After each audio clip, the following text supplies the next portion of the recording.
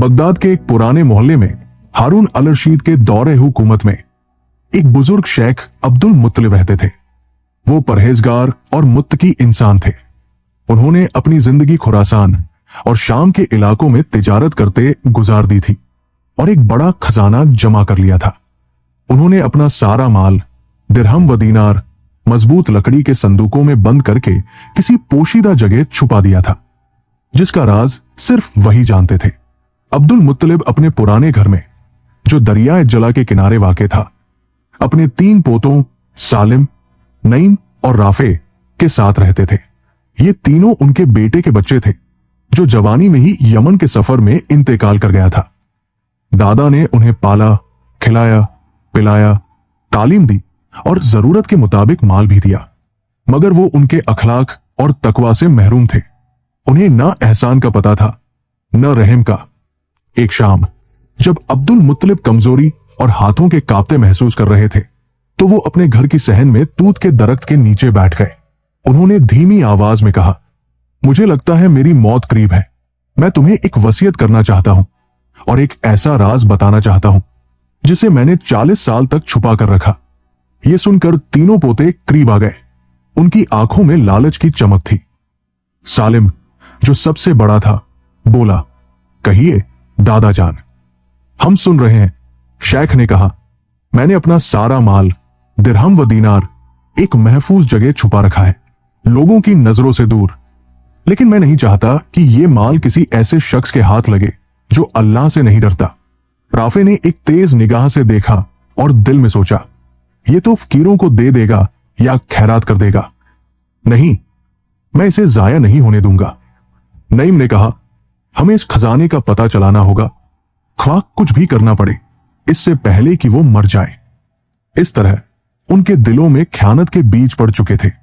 बेचारे बूढ़े दादा को खबर नहीं थी कि अब वो खतरे में है। रात को जब अब्दुल मुत्तलिब अपने कमरे में नमाज और इस्तिगफार में मशगूल हुए, तो तीनों भाई सहन के एक कोने में जमा हो गए। हर एक की आंखों में लालच और खबासत चमक रही थी। राफे, जो सबसे संगदिल था, बोला, अगर हम उसकी नेकी पर भरोसा करेंगे तो वो हमें कुछ नहीं बताएगा। हम वक्त जाया कर रहे हैं। नईम, जिसका हाथ कांप रहा था, बोला, क्या तुम कहते हो कि हम अपने दादा से लड़े? वो बूढ़ा है लेकिन होशियार है, अभी तक उसने राज नहीं बताया। सालिम, जो सबसे बड़ा और सबसे ज्यादा चालाक था, बोला, हमें तलवार उठाने की जरूरत नहीं, हमें एक चाल चलनी होगी।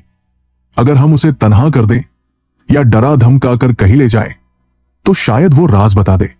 चांद ने ऊपर से एक मध्यम रोशनी में उन्हें देखा, गोया वो उनके दिलों के इरादों पर गवाह बन रहा हो। थोड़ी देर की खामोशी के बाद राफे ने सरगोशी में कहा, अगर वो न बताए तो क्या हम इंतजार करते रहेंगे यहां तक कि वो मर जाए और राज अपने साथ ले जाए? सालिम ने तल्ख लहजे में कहा, पहाड़ियों में एक पुराना गार है जिसे लोग भूल चुके हैं। हम उसे वहां ले जाएंगे और छोड़ देंगे। अगर डर गया तो बता देगा, वरना हम अपने आप को उससे आजाद कर लेंगे। तीनों भाइयों की आंखें एक खौफनाक मंसूबे पर खुली। वो समझ रहे थे कि ये एक ज़हीन चाल है, लेकिन दरहकीकत ये एक ऐसा लानत का बीज था जो उनका पीछा करेगा। वो एक एक करके अपने कमरे में गए। हर एक के जहन में एक स्याह सुबह का मंसूबा था। उन्हें लग रहा था कि ये माल की सुबह होगी, लेकिन हकीकत में ये उनके ज़वाल का आगाज था। फजर होने से पहले, जब मुअज्जिन ने अभी अजान नहीं दी थी, सालिम ने अपने दादा को जगाया और नरम आवाज में, जिसमें चालाकी छुपी हुई थी, कहा, दादा जान, जरा हमारे साथ चले। हम आपको करीब के मैदान में एक चीज दिखाना चाहते हैं। अब्दुल मुत्तलिब हैरान हुए और अपनी सफेद दाढ़ी को सहलाते हुए बोले, इस वक्त क्या सूरज निकलने का इंतजार नहीं कर सकते थे? नई मुस्कुराया और बोला, यह मामला इंतजार नहीं कर सकता। हम चाहते हैं कि आप खुद हमारे साथ चलें। बूढ़े दादा को उनकी नेक नियति पर शक न हुआ। वो नहीं जानते थे कि उनके पीछे क्या साजिश है। वो उनके साथ हो लिए। उन्होंने 2 सवारियों पर सवार होकर खामोश रास्ते पर सफर शुरू किया। जितना वो बगदाद से दूर होते गए, शेख का दिल घुटने लगा और उनके दिल में एक खुफिया शक जागा। आसमान पर बादल छाए हुए थे और सुबह की ठंडी हवा कपड़ों में सरायत कर रही थी। रास्ता पहाड़ियों और चट्टानों के दरमियान से गुजरता हुआ मगरिबी पहाड़ के दामन तक पहुंचा, जहां वो पुराना गार था जिसे लोग भूल चुके थे। वो गार के सामने रुक गए। राफे अपनी सवारी से उतरा और बोला, यहां थोड़ा आराम करेंगे और एक अहम बात करेंगे। दादा ने उनकी तरफ हैरत से देखा और पूछा, क्या मामला है? सालेम आगे बढ़ा। उसका चेहरा पत्थर की तरह सख्त था।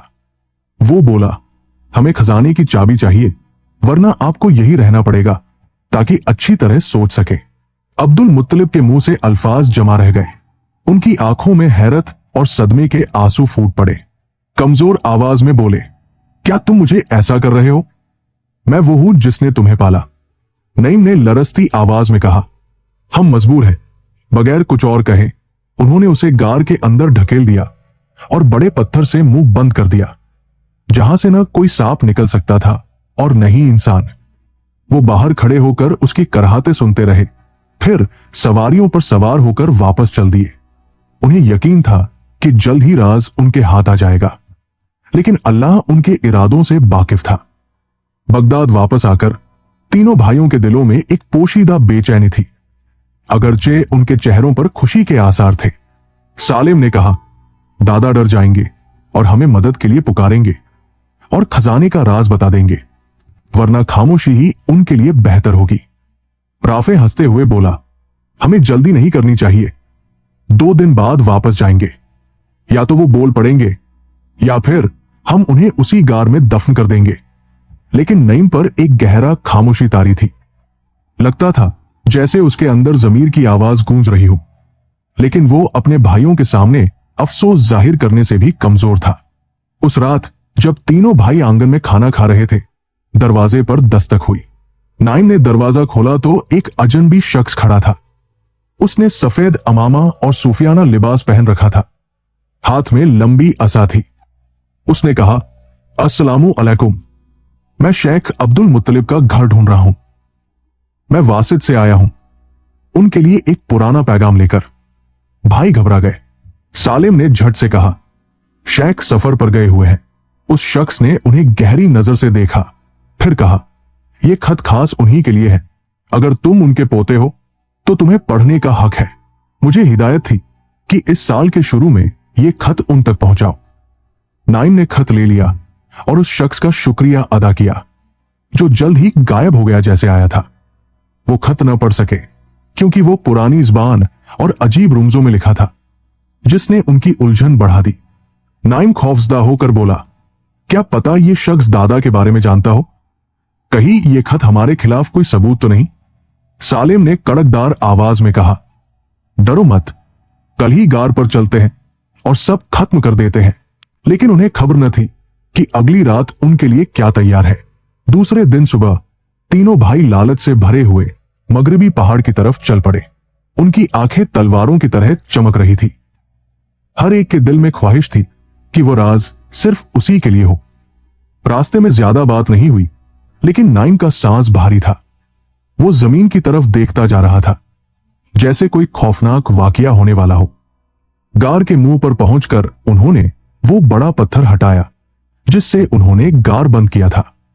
अंदर से सिर्फ तारीकी और खामोशी मिली। सालिम ने आवाज दी, दादा जान, क्या तुम जिंदा हो? कोई जवाब नहीं आया। राफे ने जोर से पुकारा, हम तुमसे पूछने आए हैं, क्या तुमने फैसला कर लिया है? एकदम गार से कोई और आवाज गूंजी। यह दादा की आवाज नहीं थी, बल्कि एक गरजदार आवाज थी जो पहाड़ों में गूंज रही थी। तुम्हारी हलाकत हो। क्या तुम समझते हो कि तुम सजा से बच जाओगे?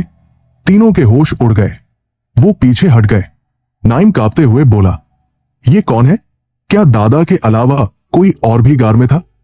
सालिम घबराकर बोला, शायद कोई मुसाफिर था जो छुपा हुआ था। लेकिन कैसे? अचानक एक अजीब उल खिलकत बाओकार शख्स गार से निकला। उसकी घनी दाढ़ी थी और उसकी आंखों में बिजली सी कौंध रही थी। उसने गरज कर कहा, ए जालिमो, मैंने सब कुछ सुना है। तुम एक बेकस बूढ़े को पहाड़ की तारीकी में छोड़ गए।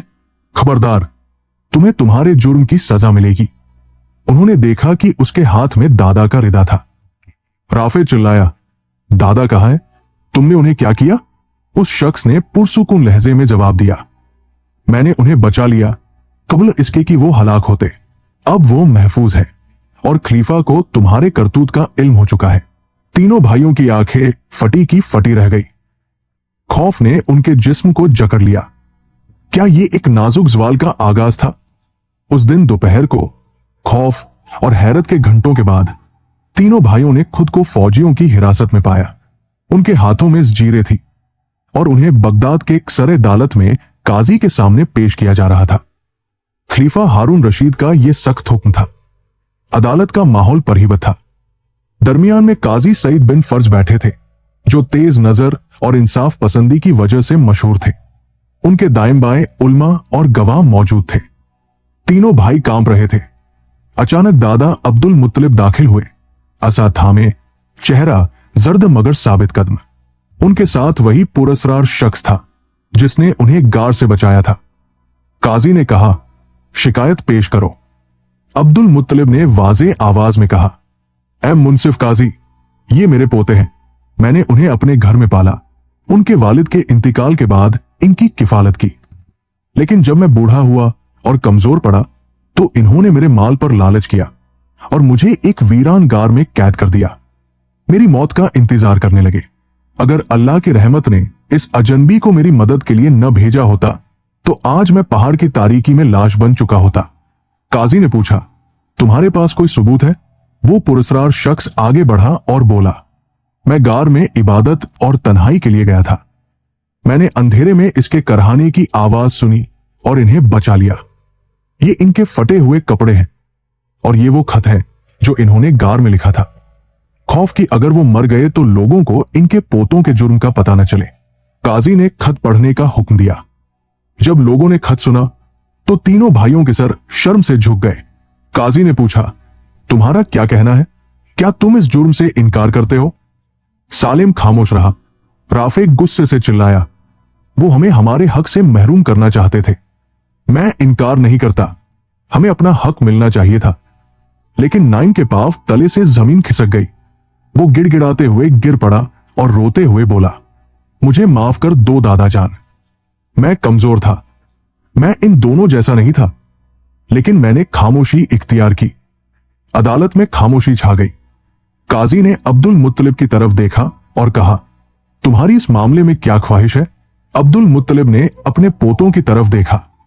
उनका चेहरा तब्दील हो गया और उनके अल्फाज ने सबके दिलों को हिला दिया।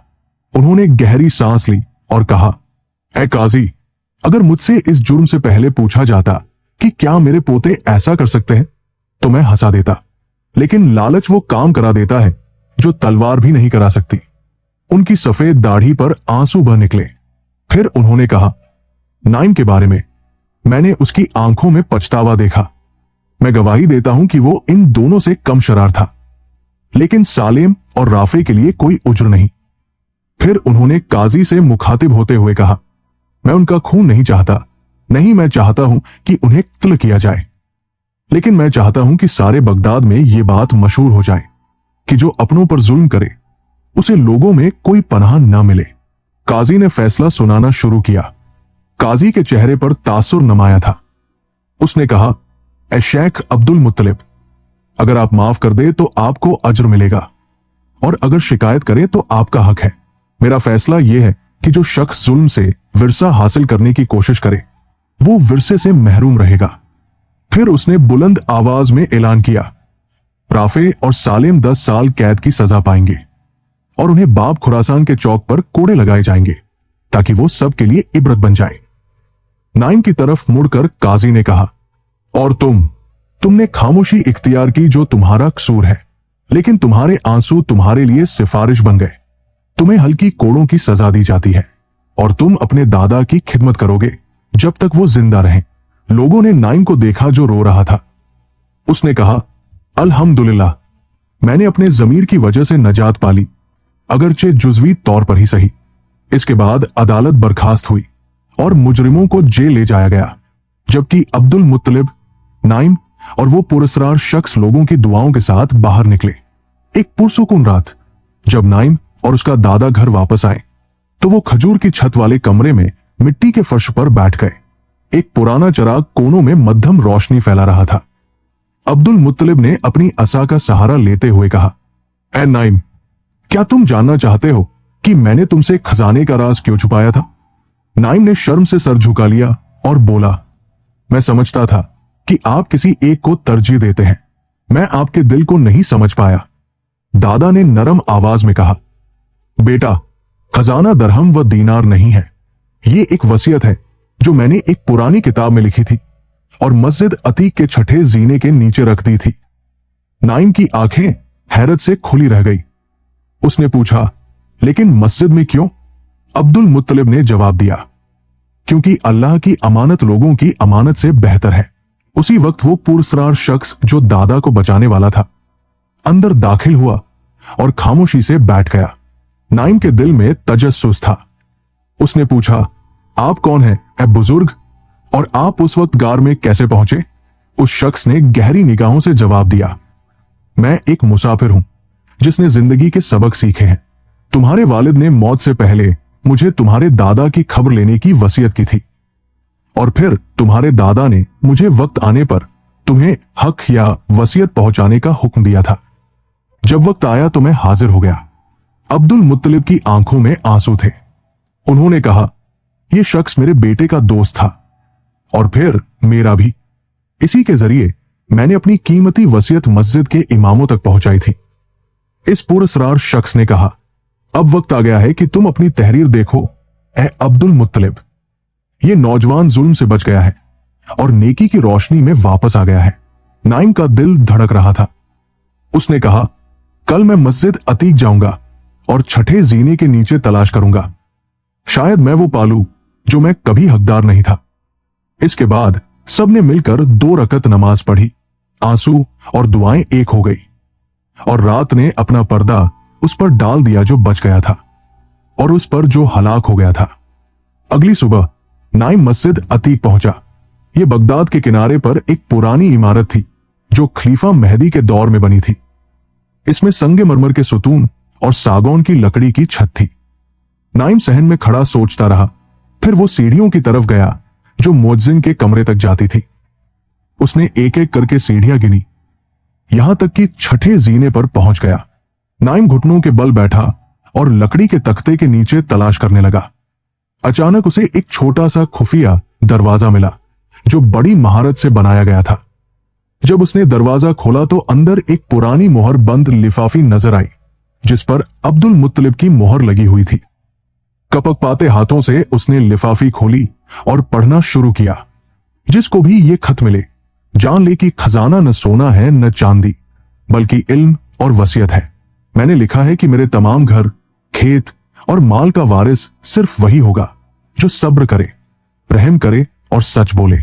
मैंने ये सिफात नाइम में पाई है, इसीलिए वही मेरा वसी और वारिस होगा। नाइम जमीन पर बैठ गया। आंसुओं ने उसके रुखसारों को तर कर दिया। उसने खत को सीने से लगाया और सरगोशी में कहा, मैं इसका मुस्तहिक नहीं, लेकिन मैं वादा करता हूं कि आपकी तमाम उम्मीदों पर पूरा उतरूंगा। उसी लम्हे उसे पीछे से कदमों की आहट सुनाई दी। मुड़कर देखा तो वही पुरस्रार शख्स दरवाजे पर खड़ा था। उसने कहा, यही तो हम इंतजार कर रहे थे। अमानत अदा हो गई। नाइम ने पूछा, क्या दादा जान को मालूम है कि मैंने क्या पाया? उस शख्स ने जवाब दिया, वो जल्द ही जान लेंगे और ये उनकी जिंदगी का खुश तरीन दिन होगा। फिर उसने नाइम का हाथ पकड़ा और दोनों बाहर निकल आए। नौजवान का दिल फख्र और आजिजी के जज्बात से धड़क रहा था। हर कदम उसे एक नई मंजिल की तरफ ले जा रहा था। घर वापसी पर नाइम के हाथ में वसीयत थी और दिल में रोशनी। जब वो कमरे में दाखिल हुआ तो अब्दुल मुत्तलिब को अपने बिस्तर पर बैठे तस्बीह पढ़ते और मुस्कुराते पाया। बूढ़े दादा ने कमजोर आवाज में पूछा, क्या तुमने वो चीज पाली जो मैंने छुपाई थी? नाइम ने जवाब दिया, मैंने आपके हर लफ्ज में अपने आप को पाया। मैंने समझ लिया कि दुनिया का सबसे बड़ा खजाना नेक नियति और पाक दिल है। शेख ने आंखें बंद करते हुए कहा, अब इस बदन को आराम करने दो और रूह को सुकून मिले। ये कहते हुए उसकी रूह परवाज कर गई। नाइम घुटनों के बल बैठ गया और दादा का सर अपनी गोद में रखकर खामोशी से रो पड़ा। उसका गम मौत पर नहीं बल्कि उन नेक लोगों के जाने पर था जो दुनिया से रुखसत हो जाते हैं। आइंदा दिनों में बगदाद में अब्दुल मुत्तलिब की नमाजे जनाजा अदा की गई। हर मोहल्ले से लोग इकट्ठा हुए ताकि उस शख्स को रुखसत करे जो कभी धोखाबाज न बना, लालची न हुआ और न किसी को जलील किया। जब वसीयत सबके सामने पढ़ी गई तो तमाम शहर को मालूम हुआ कि नाइम ही वाहिद वारिस है। मगर नाइम न बदला। उसने दादा का तमाम माल गरीबों में तकसीम कर दिया, घर को यतीमों का मस्कन बना दिया और जेल में अपने भाइयों से मुलाकात की। उसने उन्हें एक छोटी सी किताब दी जिस पर लिखा था, जो मीरास के लालच में पड़ा वो सब कुछ खो बैठा, जो सब्र और सच्चाई पर कायम रहा उसने सब कुछ पाया। और यूं बगदाद में साल साल तक ये किस्सा मशहूर रहा कि किस तरह 3 भाइयों ने लालच में अपने दादा को गार में छोड़ दिया, लेकिन अंजामकार अल्लाह ने हक को जाहिर कर दिया, क्योंकि अल्लाह न हक को जाया करता है न जुल्म को कामयाब होने देता है।